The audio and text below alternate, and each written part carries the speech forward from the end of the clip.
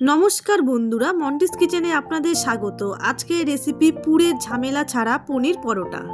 নিয়েছি আমি 100 গ্রাম পনির আর একটা সেদ্ধ আলু। এবার পনির আলুটাকে গ্রেট করে নেব। প্রথমে পনিরটাকে করে নিচ্ছি।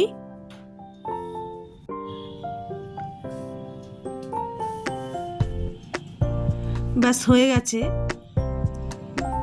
এবার সেদ্ধ করা আলুটাকেও করে নেব।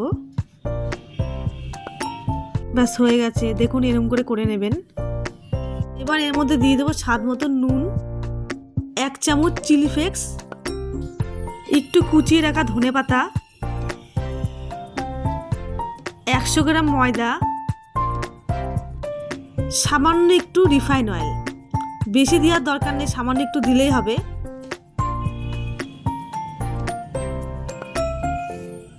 এবার ভালো করে মেখে নেব। এর মধ্যে একটুকু জল ব্যবহার করবেন না।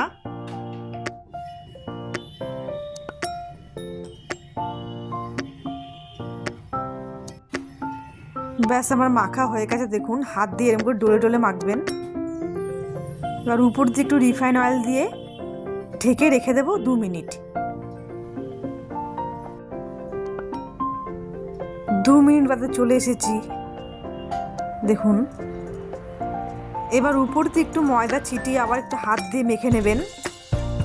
এবার গোল গোল করে লেচি কেটে নেবেন, যেরকম রুটি করেন সেরকমই। ব্যাস হয়ে গেছে, এবার গোল করে নেব। এবার অল্প অল্প করে ময়দা দিয়ে বেলে নেব। বেশি ময়দা দেবেন না, অল্প অল্প করেই দেবেন। বেশি ময়দা দিলে কিন্তু শক্ত হয়ে যেতে পারে। ব্যাস হয়ে গেছে, তাওয়া প্যানে দিয়ে দিলাম একটা। এবার একদিক উল্টে দেব। এবার অল্প অল্প করে রিফাইন অয়েল ব্রাশ করে নেব।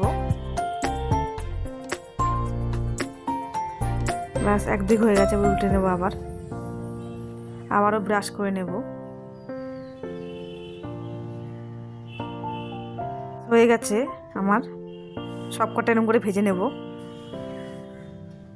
ব্যাস সব কটা করে নিয়েছি, রেডি হয়ে গেলে আমার পনির পরোটা।